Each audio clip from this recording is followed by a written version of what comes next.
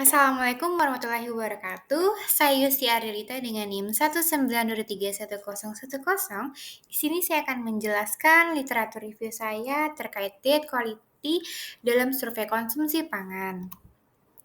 Nah, untuk jurnal utamanya saya mengambil jurnal dari The American Journal of Clinical Nutrition, yaitu Diet Quality from Early Pregnancy Through 1 until Year Postpartum Prospective Cohort Study dengan nama penulis salah satunya yaitu Leah di tahun publikasi 2024.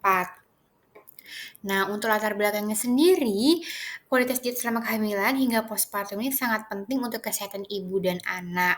Penelitian menunjukkan ibu hamil sering tidak memenuhi pedoman gizi dengan asupan lemak dan gula berlebih serta kekurangan serat dan mikronutrien.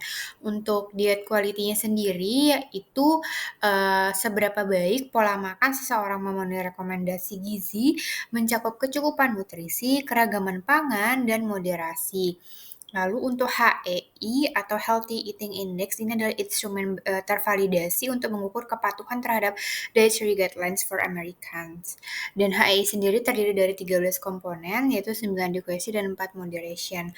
Untuk tujuannya itu salah satunya itu menilai kualitas diet menggunakan HEI dari awal kehamilan hingga 1 tahun postpartum. Untuk repetisi sendiri, diet quality dalam jurnal ini menggunakan HEI 2015 dilakukan 6 kali pada setiap partisipan, trimester 1, 2, 3 kehamilan, serta 6 minggu, 6 bulan, dan 1 tahun postpartum. Selanjutnya yaitu metode sendiri. Metodenya sendiri ini yaitu penelitian ini menggunakan desain cohort prospektif dengan pengukuran asupan makanan melalui 24-hour dietary recall atau ASA24 di 6 titik waktu seperti trimester 1, 2, 3, lalu postpartum 6 minggu, 6 bulan, dan 1 tahun. Kualitas diet ini diukur menggunakan HEI yang mengukur kedekatan pola makan dengan panduan Dietary Guidelines for Americans. Untuk sasarannya sendiri yaitu ada 383 perempuan hamil berusia 18-44 tahun yang diikuti secara longitudinal sejak trimester pertama hingga 1 tahun setelah melahirkan. Dari jumlah tersebut, 365 memiliki data diet saat hamil dan 266 memiliki data hingga periode postpartum. Ini adalah penyajian datanya, ada berbentuk diagram flow, ada bentuk tabel, dan ada dalam bentuk grafik.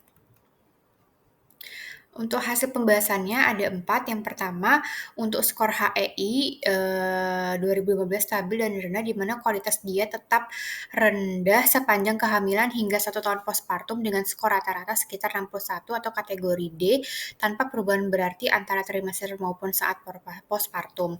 Untuk kedua yaitu perubahan komponen HEI ini kecil dan tidak konsisten, di mana buah ini menurun pada postpartum, sayuran dan whole grains ini sedikit meningkat, refined grains membaik, sementara natrium dan lemak jenuh tetap rendah karena konsumsinya tinggi. Untuk fase fisiologis ini tidak mengubah diet quality karena tidak ada perubahan signifikan selama trimester, yang menunjukkan bahwa gejala seperti mual, muntah tidak memengaruhi skor HEI secara keseluruhan.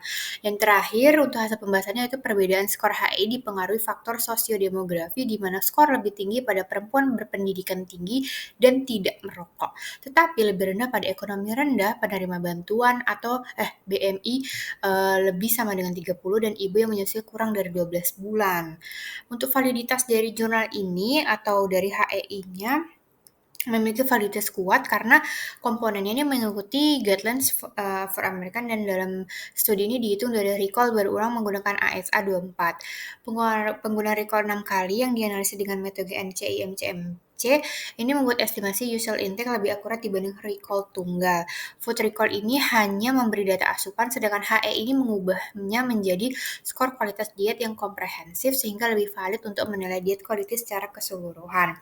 Untuk reliabilitasnya, ini sebenarnya tidak terdapat uji reliabilitas formal seperti menggunakan tes retest dan lain-lain.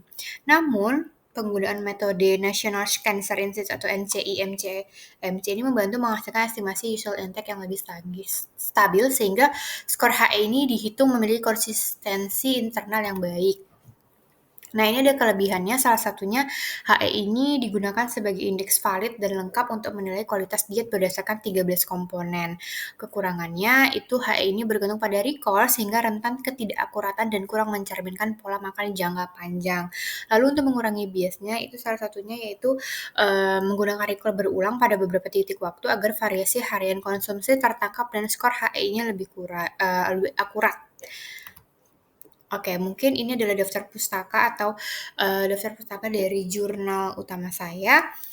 Sekian dari penjelasan literatur review saya. Terima kasih. Wassalamualaikum warahmatullahi wabarakatuh.